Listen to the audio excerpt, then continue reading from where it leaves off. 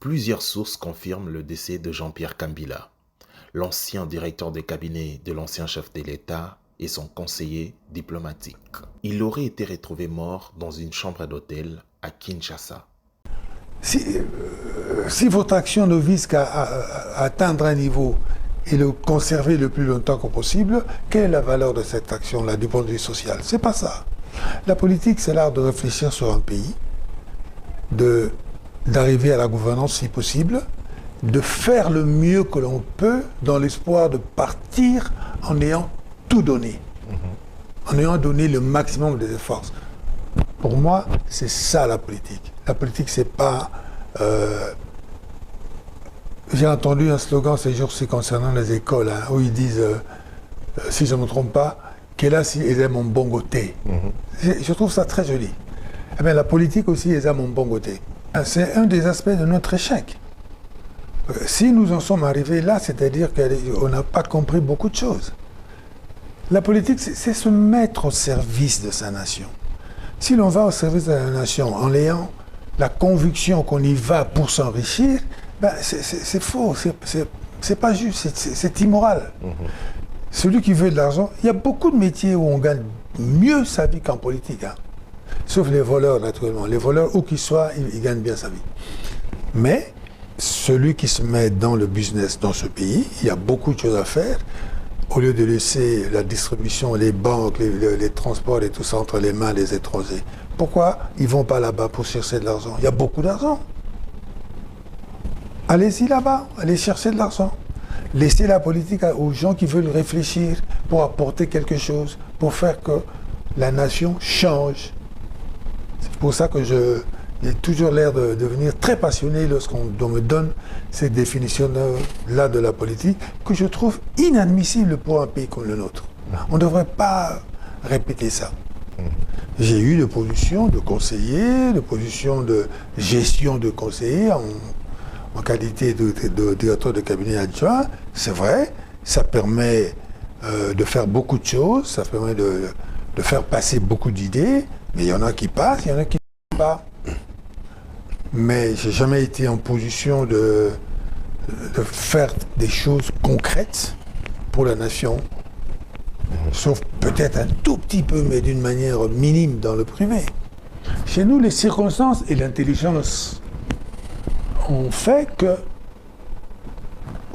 depuis 30 ans, que le Rwanda essaye de conquérir ce pays et il n'y arrive pas.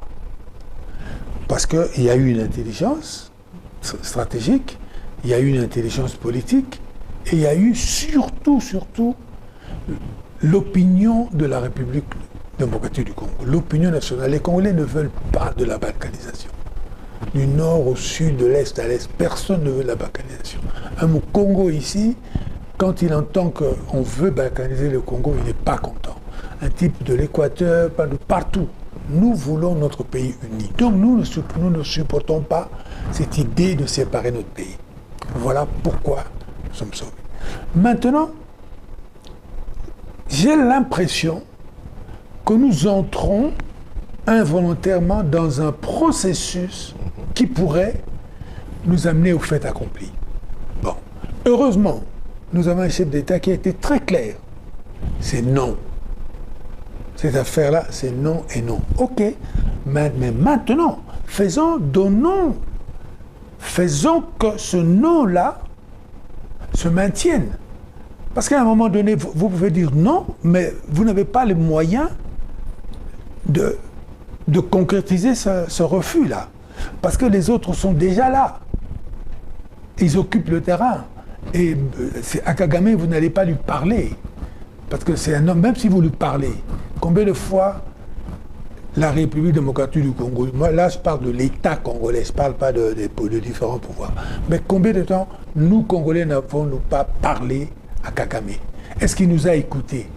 Est-ce qu'il a fait ce qu'on veut? Est-ce qu'il a réalisé nos souhaits? Non, Kagame il a un programme, il a des souhaits à lui, il a un projet politique. Et son projet politique, dans son projet politique, il y a un chapitre important qui est l'extension de son pays. C'est dans son cerveau. Ça, nous n'allons pas l'enlever pacifiquement, qu'il accepte. Donc, avec des négociations, il faut. Non, donc quand il accepte un cessez-le-feu, je reviens à l'hypothèse, à l'exemple que j'ai donné tout à l'heure, c'est à la vietnamienne. On discute, on se bat. On discute derrière, en dessous, on se bat. On avance. On va chercher des faibles de l'autre côté pour qu'ils viennent nous donner des forces. On a une politique étrangère en fonction de cet objectif-là. Voilà ce que j'ai essayé de faire comprendre aux Congolais. C'est-à-dire que nous avons un adversaire qui connaît ses objectifs, qui le veut, qui l'a dit depuis, je crois que à la fin du génocide rwandais.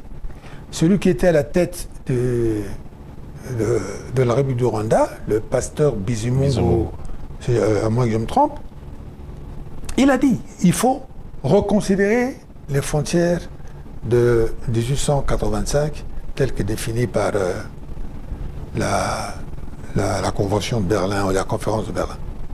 Ça veut dire que c'est quoi? Ça veut dire que vous venez chez nous, vous prenez nos territoires, et nous on dit merci, bravo. Non, on doit se défendre. Et il y a des gens qui se sont défendus. Celui qui est à la tête de ce pays veut le défendre, mais il ne le défendra pas tout seul. Il faut qu'il y ait des petits gens comme nous qui pensons que nous pouvons aussi donner certaines idées. Il faut que nous soyons là pour les donner, et pour convaincre nos compatriotes qui écoutent ce genre de langage. Et comme je pense qu'il y a quand même des Congolais, il y en a quand même quelques-uns qui savent lire, j'essaie d'écrire et d'expliquer par rapport à ce qui se passe, à ce qui s'est passé dans le monde, par rapport aux réalités du monde, comme le monde fonctionne. Parce que le monde ne fonctionne pas selon parfois ce que nous pensons ici dans le rue de Kinshasa. Torlobelaya Ruyoka. Non, Arokende Te. Arokende Te au Benganiye. Excusez cette parenthèse dans notre langue, on a quand même le droit de parler lingala, parce que c'est la langue qu'on comprend le mieux. Si les Congolais ne se mettent pas d'accord, si les Congolais ne comprennent pas que ce qui est important, c'est la nation, eh bien nous sommes perdus. Parce que Kagame, il va faire des émules. Il n'y a même pas de secret pour ça. Il va faire des émules. Qu'est-ce que je veux dire par là?